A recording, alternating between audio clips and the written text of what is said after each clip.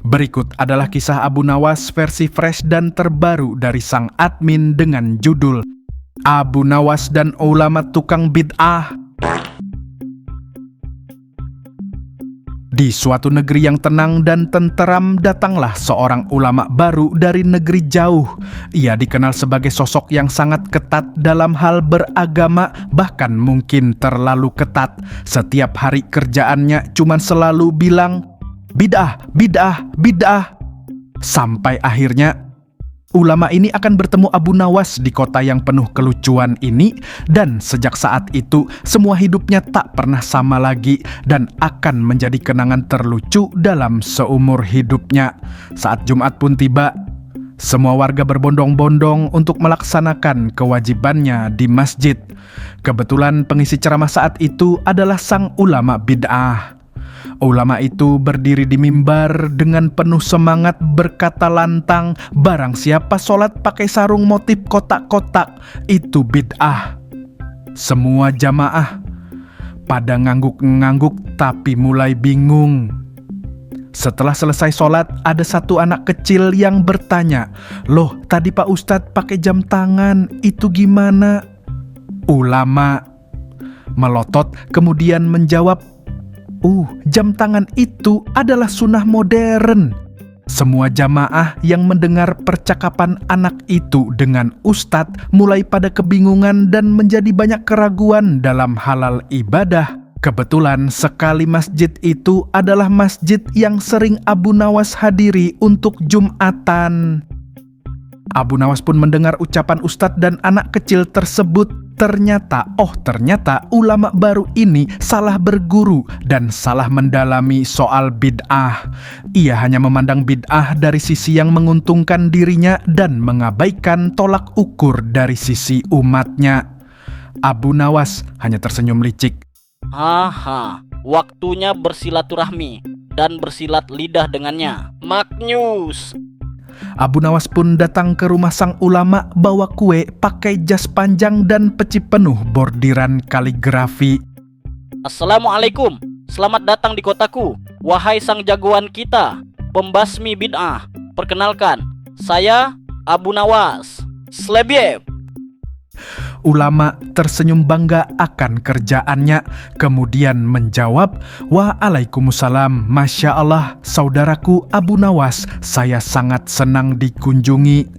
Abu Nawas melanjutkan, "Ini aku bawakan kue spesial, rasanya sunnah, bentuknya syariat, warnanya tauhid. Mantul, mantap betul." Ulama seakan-akan kagum dan berkata, "Luar biasa, mari kita santap bersama." Mereka berdua pun mencicipi kue tersebut bersama-sama. Sang ulama memuji-muji kenikmatan kue tersebut dan melahapnya dengan rakus. Di tengah lezatnya santapan, Abu Nawas nyeletuk, "Kue ini dibuat dengan resep yang tidak berasal dari hadis. Jadi tidak pernah ada di zaman Nabi. Modiar." Ulama melotot dan berkata, "Apa itu bid'ah? Harus dibuang. Sini kemarekan kue itu semuanya. Bid'ah, bid'ah, bid'ah." Abu Nawas tertawa dan berkata, "Tadi Anda mau makan kue tersebut, tapi setelah tahu sejarahnya, Anda tolak. Apakah menilai rasa makanan itu harus dari hadis atau harus dari rasa?" Ulama itu celingak-celinguk kebingungan tak bisa menjawab. Mendadak ia berpura-pura kebelet berak supaya Abu Nawas cepat pergi dari rumahnya. Setelah Abu Nawas pergi, sang ulama kembali melanjutkan makan kuenya dan seolah-olah bid'ah itu hanya akal-akalan yang berkedok supaya dianggap orang yang paling taat beribadah. Mulai hari kemarin, Abu Nawas selalu bikin ulama bingung. Bahkan hampir setiap hari, setiap kali ulama bilang bidah, Abu Nawas selalu bertanya balik, "Anda kesini pakai sandal modern, bid'ah juga dong. Anda berceramah juga pakai mikrofon, bla bla bla blu blu blu bli bli bli.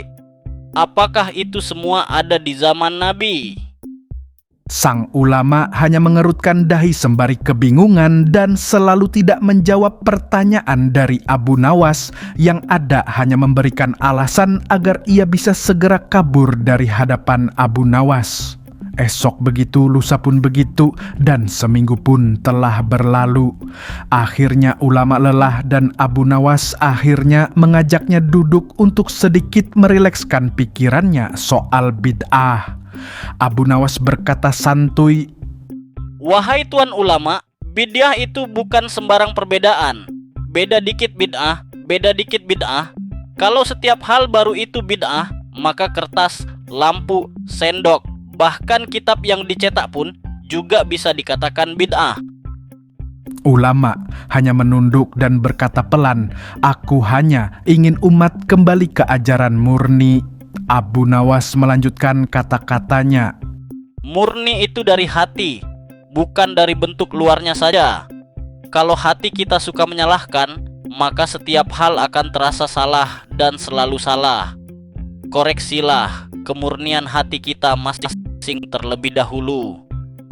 Keesokan harinya sang ulama datang ke pasar, pakai sepatu roda, bawa termos kopi dan baju warna neon. Semua warga bengong.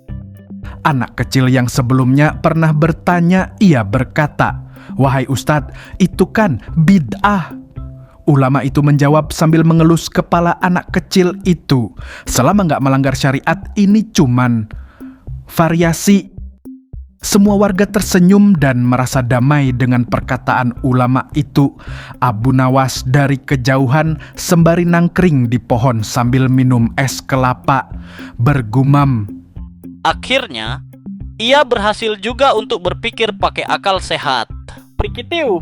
tamat meskipun gak lucu, tapi cukup inspiratif lah ya pesan moral yang disampaikan si Abu Nawas ini. Anjaylah. Anjaylah.